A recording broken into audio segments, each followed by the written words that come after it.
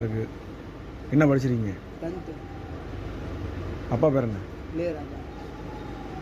அப்பா அம்மா இங்கே இருக்காங்களா, ஊரில் இருக்காங்களா? வெளியே இருக்காங்க. வேலை கொடுத்தா செய்வீங்களா? என்ன வேலை செய்வீங்க? ஆ, என்ன வேலை செய்வீங்க? சிக்கன் ரைஸ் தானே சாப்பிடுவோம். வேலை கொடுத்தா செய்வீங்களா?